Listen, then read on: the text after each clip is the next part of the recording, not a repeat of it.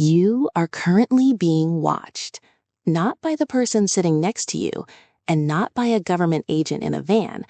You are being watched by a line of code that has already determined the value of your digital identity.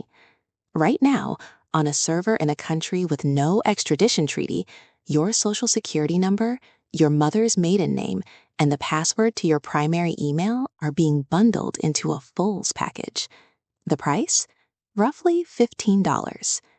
You think of the dark web as a basement for hackers and deviants. You think it's a chaotic digital underworld. You're wrong. It is a highly polished, hyper-efficient, and terrifyingly professional economy.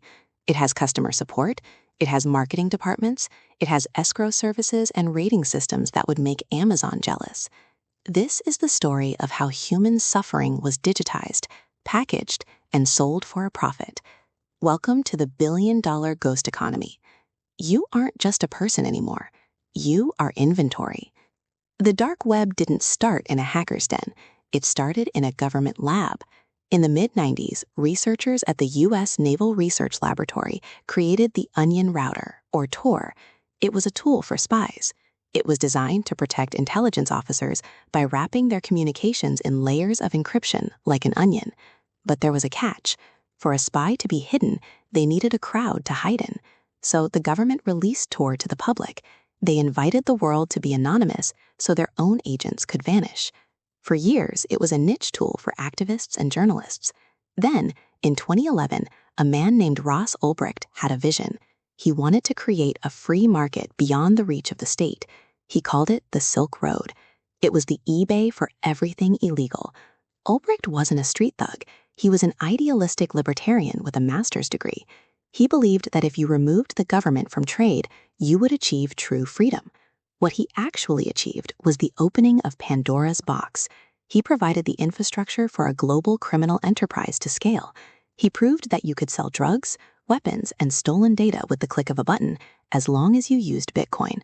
The Silk Road was eventually shut down, and Ulbricht was sentenced to life in prison. But the blueprint was out. The economy had been born, and it was hungry for more. How does a market with no laws actually function? It functions on a commodity more valuable than gold: reputation. On marketplaces like Alphabay or Hydra, trust is the only currency that matters. If you are a vendor selling stolen credit cards and you sell a dead card, the community will destroy you. You will get one-star reviews, your trust score will plummet, you will be banned from the forum. The irony is that the dark web is often more honest than the clear web because the stakes are so high. The mechanism is built on 3 pillars. First, the marketplace. These are the hubs where listings are posted. Second, cryptocurrency. Not just Bitcoin, which is too easy to track, but Monero. Monero is the true dark money. It is a privacy coin that obscures the sender, the receiver, and the amount. It is the lubricant of the criminal engine. Third, multi-sig escrow. When you buy a kilo of cocaine or a database of passwords, the money doesn't go to the seller. It goes into a digital vault held by the marketplace. Only when you confirm that the product has arrived do the funds unlock. This is crime as a service. You don't need to know how to hack a bank anymore. You just need to rent a botnet. You don't need to write ransomware. You can subscribe to a ransomware as a service platform for a monthly fee and a 30% cut of your profits. It is the ultimate democratization of malice. The real-world cost of this economy is measured in shattered lives. In 2015, the Ashley Madison hack exposed the secrets of millions of people looking for extramarital affairs. The data didn't just stay on the site, it flooded the dark web. Blackmailers used automated scripts to scan the database for government officials, CEOs, and religious leaders. Thousands of people received emails. Pay $5,000 in Bitcoin or your family finds out. Lives were ruined. Marriages ended. There were confirmed suicides. Consider the 2023 hack of a major healthcare provider. The hackers didn't just want a ransom from the company. They took the medical records of patients, including sensitive information about mental health and terminal illnesses, and they sold individual access to those files on the dark web. Imagine your most private medical shame being auctioned off for the price of a cup of coffee. This isn't a theoretical threat. Every time a company says they take your privacy seriously and then loses your data, they are feeding the beast. Your data is the raw material. The dark web is the refinery. The expansion is now reaching toward the physical world. The Internet of Things has provided billions of new doorways. There are marketplaces dedicated solely to initial access. For $5, you can buy access to a compromised smart fridge in a suburban home. For $50, you can buy the login for a CCTV camera in a baby's nursery. They aren't just stealing your money anymore, they are stealing your physical security. We are seeing the rise of digital kidnapping. Criminals use AI-generated voice cloning, purchased on the dark web, to call parents.